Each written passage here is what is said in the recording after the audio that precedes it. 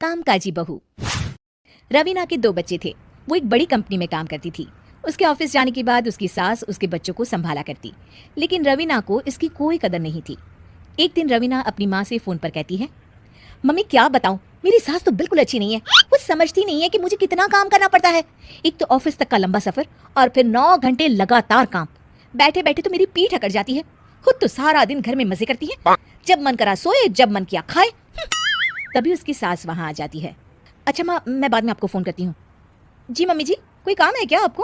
क्या हुआ?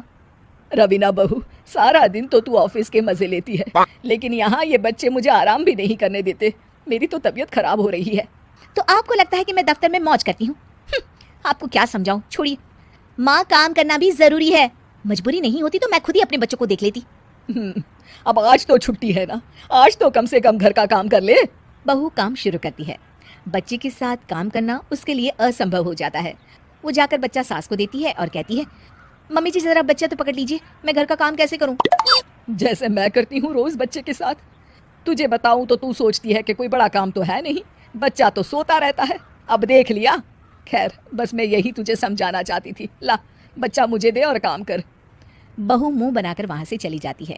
वो मन में सोचती है, बात तो सही है, बच्चे के साथ घर का काम करना असंभव है। वो किसी तरह काम करती है और अगले दिन ऑफिस के लिए निकल जाती है। ऑफिस में उसकी सहेली उससे कहती है, यार तू तो बड़ी लकी है, तुझे तेरी सास खाना बना कर देती है, बच्चे भी देखती है और तुझे किसी बात की चिंता भी नहीं होने देती। अरे क्या लकी, बदले में मैं उन्हें पूरी कमाई जो दे देती हूँ और अपने बच्चे से दूर रहती हूँ, वो अलग। हर किसी को ना दूसरे की प्लेट में ज्यादा घी दिखता है। जा अपना काम कर। अरे फिर भी ये तो है, यहाँ हमारे बच्चे को मैं क्रैश में छोड़ती हूँ, हर पल डर लगा रहता है कि क्या कर रहा होगा। खैर चल, मुझे क्या। बहू घर आती है तो देखती है कि उसकी सास उसके बच्चे को बड़े ही प्यार से खिला रही होती है। वो माँ को देखकर खुश हो जाता है। बहू मन में सोचती है कि बात तो सही है, सासू माँ सारा दिन काम करती है, मैं ऑफिस से आकर भी काम नहीं करती हूँ।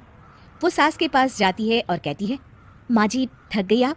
और क्या, सारा दिन चक्कर घीनी की तरह पूरे घर में घूमती रहती हूँ और अब उम्र भी नहीं रही। लेकिन चल तू बता, क्या हुआ, कुछ काम है क्या?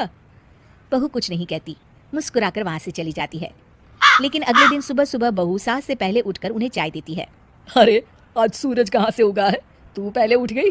चल अच्छा किया, मरने से पहले तेरे हाथ की चाय तो पी ली। चलो अब चलकर किचन में लगूं।